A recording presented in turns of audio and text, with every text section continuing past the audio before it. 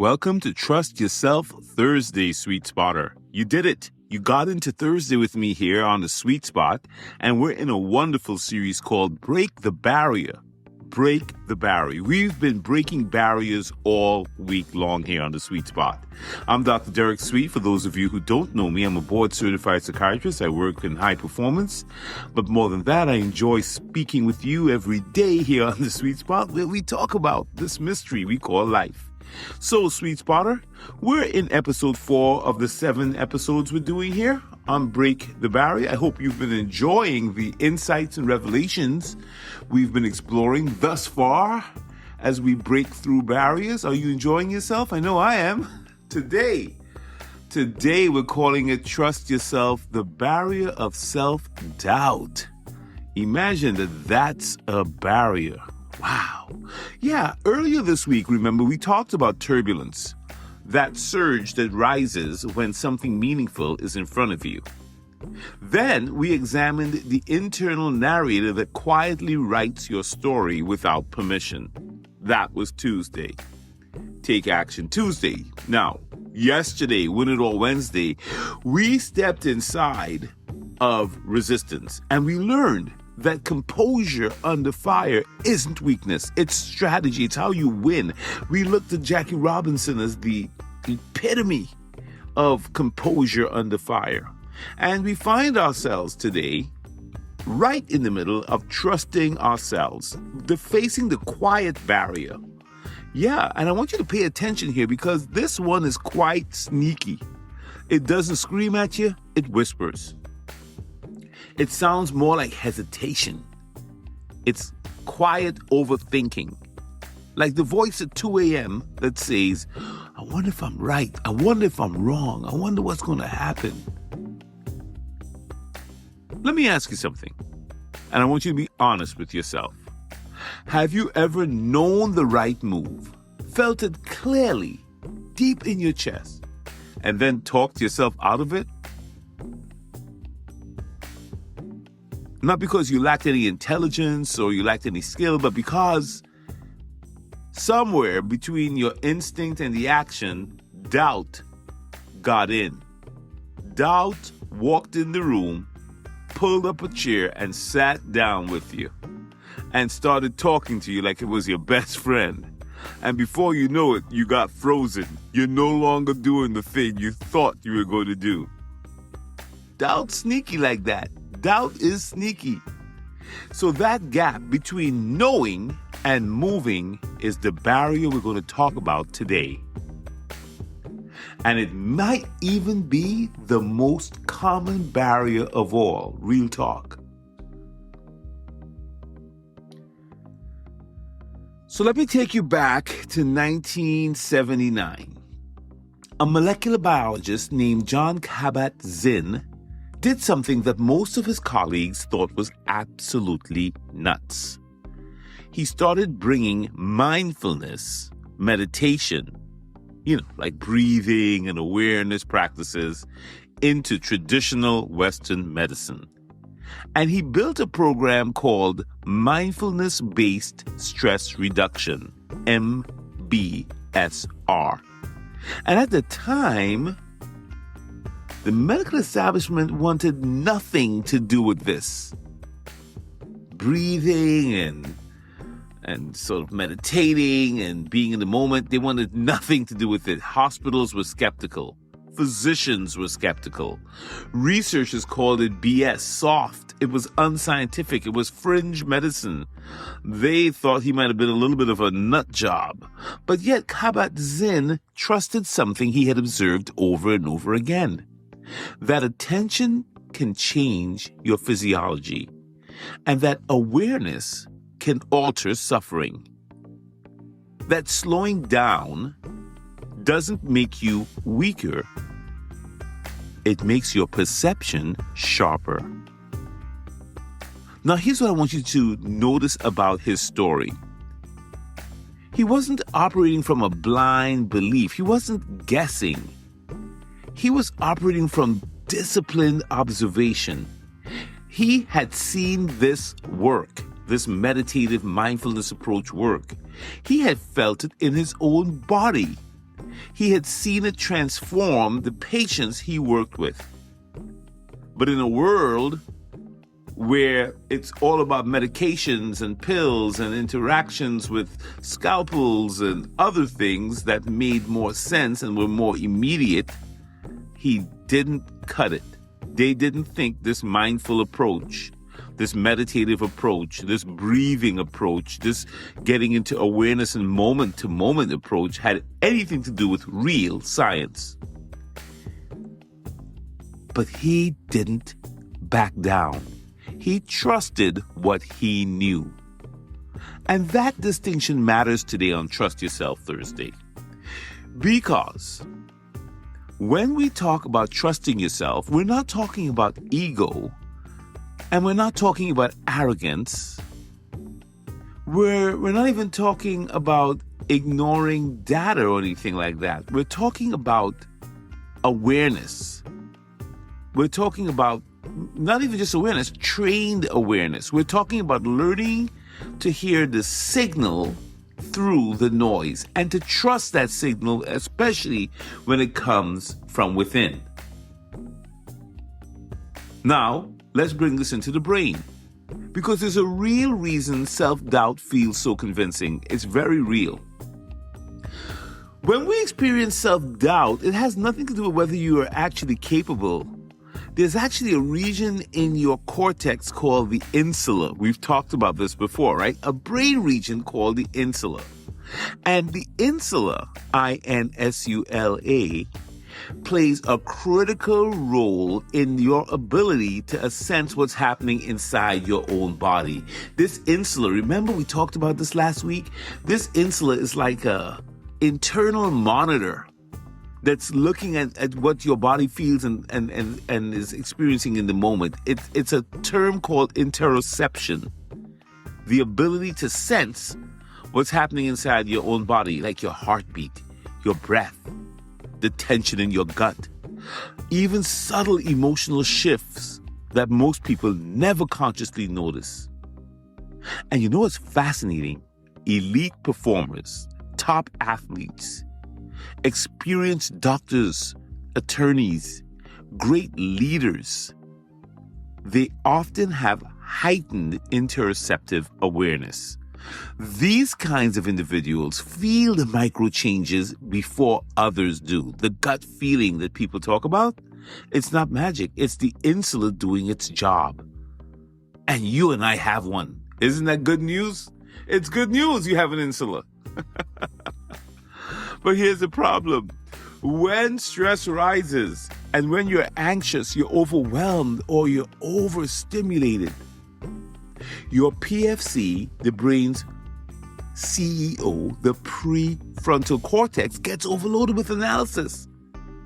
Analysis paralysis, right? And your DMN, remember our good old friend, the DMN, the default mode network, right? It starts replaying past mistakes or projecting worst case futures. What if monsters start showing up? And of course, the amygdala is definitely going to get in on that kind of party. The amygdala is your threat detection center. It's supposed to be in this party. So your amygdala, your default mode network, your ACC, everything starts kicking in. And the insula, which has the ability to have really relaxed signals, it gets drowned out. So self-doubt, if you have self-doubt and it's telling you that what you're doubting is true, that's the issue. That's your insula. And it's really a kind of signal interference. You're disconnected from the deeper knowing. And you're over-amplifying the noise. And that's okay. It's just good to know. This is how your brain is constructed to help you survive. So it's going to put a little few doubts in there. But the thing is, you have to know what to trust. Do you trust the doubt or do you trust something else?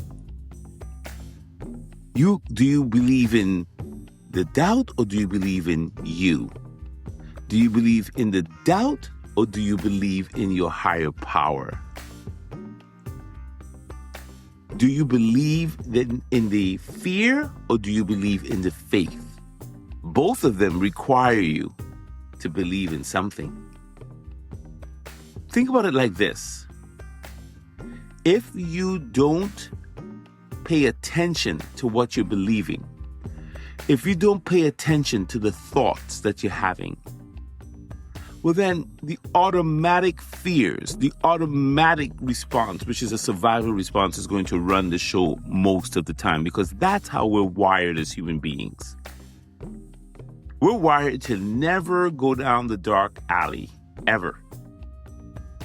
You know what it takes? Courage. You know what it takes? Your PFC to override it. You know what it takes? Some reasoning. Yeah.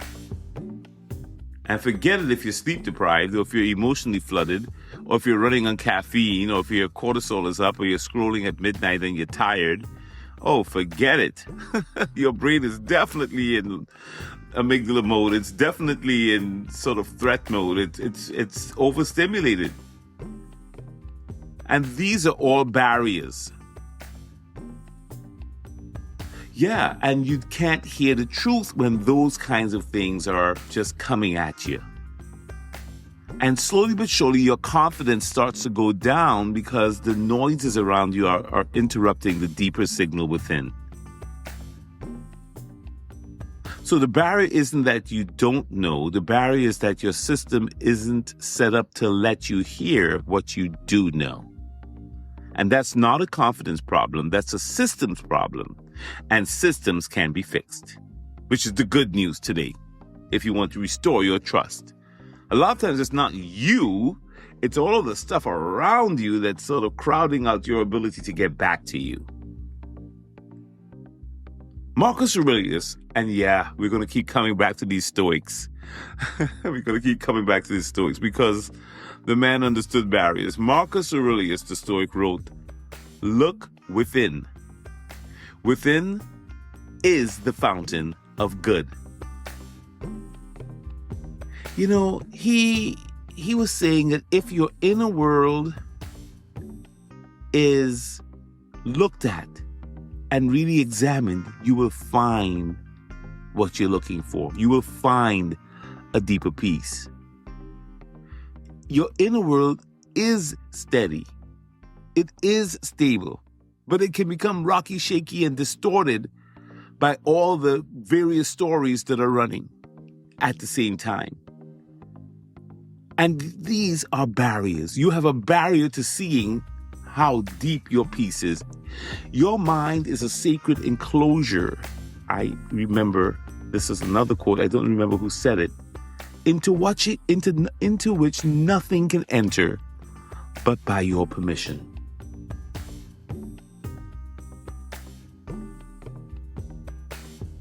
You see, when you can't trust your own judgment, every barrier begins to look bigger than it is. Every obstacle starts to feel like a wall instead of a door. Every decision feels like a trap instead of a step forward. And that's what you have to guard against. How did we get here? And a lot of it is in the thought life. A lot of it is in the choice to listen to things externally, the choice to allow things in that we know don't serve us. That's why stillness and sitting quietly and having prayer and having mindfulness and having awareness is so important. That is why you've got to take a minute to step back, to take the deep breath, to reset your nervous system so that the brain doesn't just go only into survival mode. Because when your inner world is clear, when you have done the work of slowing down, getting still, letting the noise settle, you know what?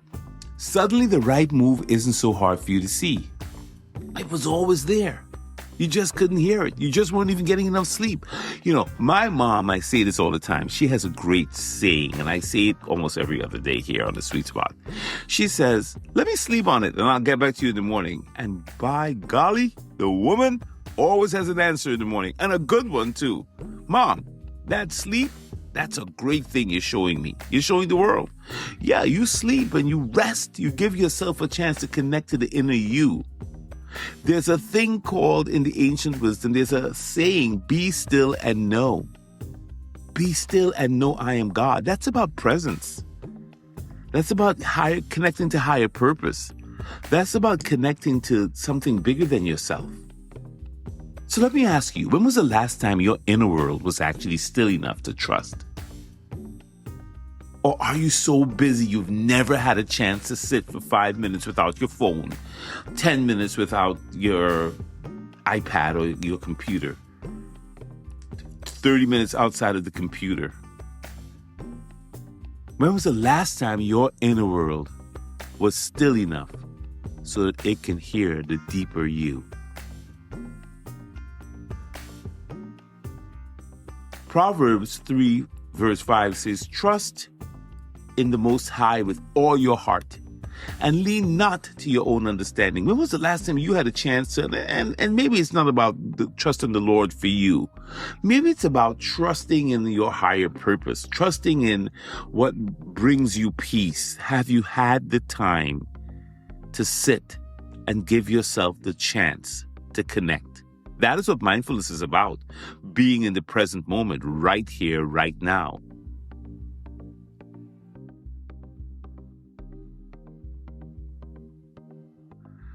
So a lot of people hear this verse, they hear, trust in God with all your heart and lean not on your own understanding. And they think that it means don't think.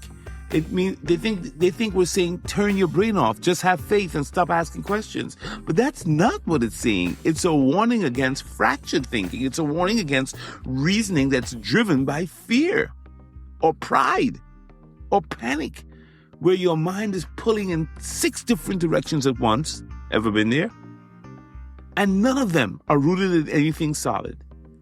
This is about alignment when we say trust and don't lean to your own understanding.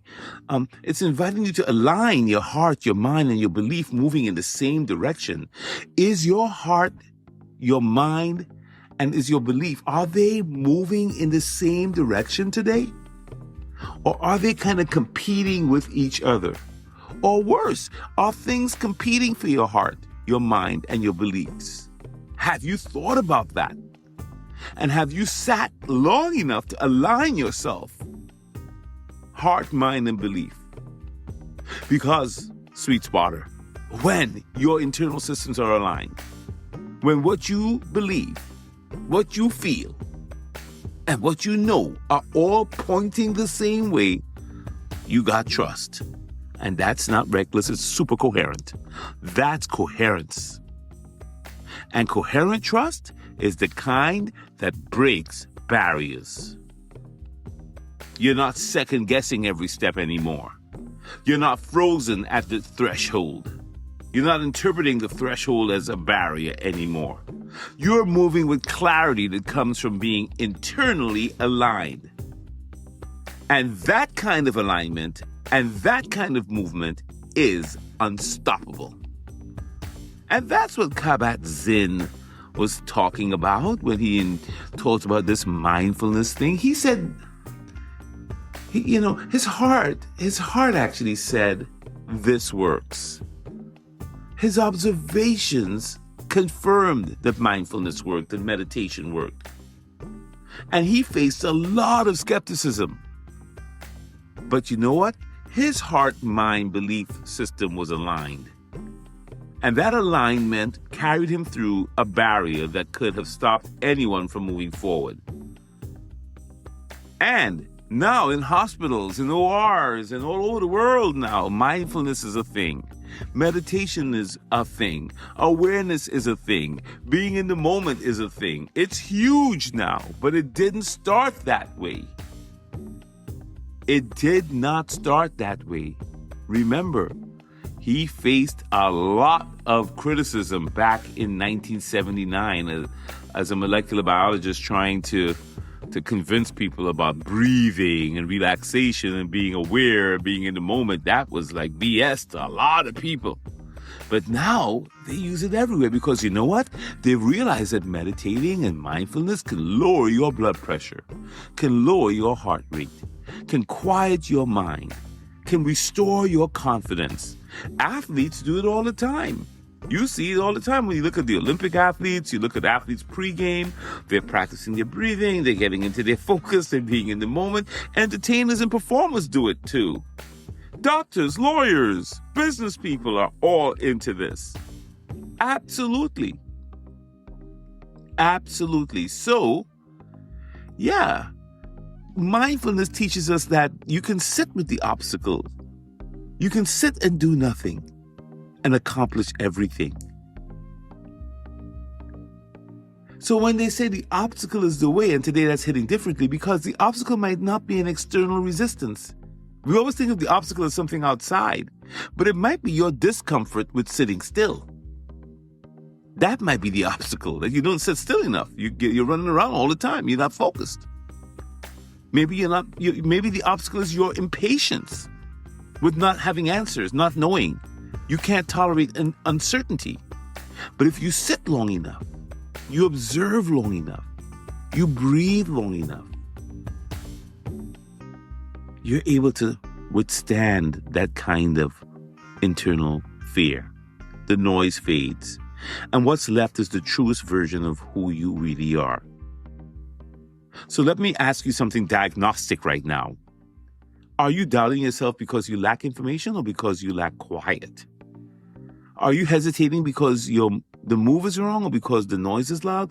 What exactly is going on? Have you given it thought? Have you meditated on it? Have you slept on it? Because the barrier between you and your own convictions is often just overstimulation. You're just overstimulated. You just haven't had a chance to really check in with you. And the breakthrough for this barrier is simpler than you think. It's silence. Yeah, it's silence. Just get quiet. Check in with you. Trust me, you have answers. You have amazing answers inside of you.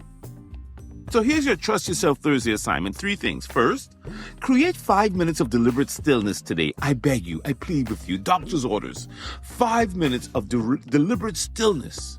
Not 5 minutes of scrolling in bed. Okay? I speak to myself. Not 5 minutes of listening to the podcast in your ears. That's not it. 5 minutes of nothing. No phone, no input, nothing. Just your breath and observation. This is mindfulness. This is awareness training. Let the initial noise rise to the surface because it will. Let your mind go over the way wherever it needs to go. And just try to figure out what is the signal underneath all the noise, all the thoughts. That's the first thing. The second is to write down the decision you've been wrestling with. Have you been wrestling and thinking about something you want to do, something you're wrestling, something you want to stop, something you want to initiate? Write it down. Write down the decision you've been wrestling with. Then underneath it, write what fear is saying. And write what clarity is saying. Because sometimes it's a dialogue going on, a debate. Separate those two voices on paper, because here's what I've learned. When they're both swimming around in your head, they sound the same. But the minute you put them on paper, sweet spotter, you see them clearly, and they are almost never saying the same thing. And third, ask yourself this honestly. Is my system regulated enough right now to trust my own intuition? Because if you're sleep deprived, if you're emotionally flooded or running on fumes or just distracted, this might not be the best day for an irreversible decision. Don't make that decision. That's not even weakness. That's just wisdom on your part. Regulation precedes your reliable intuition. Take care of that, your system first. Get rest, get clarity, spend some time with yourself in silence. Check in with you. You're wiser than you know. You're smarter than you know. And the clarity will come to you. John Kabat-Zinn trusted what he observed because he trained his perception. Over time, the science validated everything he said and knew. What started as a fringe thing became mainstream medicine now. That's what happens when your quiet conviction outlasts the loud skepticism around you. And that's the kind of trust I'm talking about today. Not the loud, performative kind of trust, the quiet, steady kind, the kind that doesn't need a crowd to confirm it, the kind that says, hey, I have gotten still enough to hear the signal, and I am going to follow this signal. That's how you break the barrier of self-doubt. Not by shouting it down, but by getting quiet enough that it has nothing left to feed on. Not putting all these thoughts into it, not feeding it negative thoughts. So I'll leave you with these questions. Don't rush past them. Sit with them today. What do I actually know that's happening underneath all the noise around me? What would I do if I trusted what I know?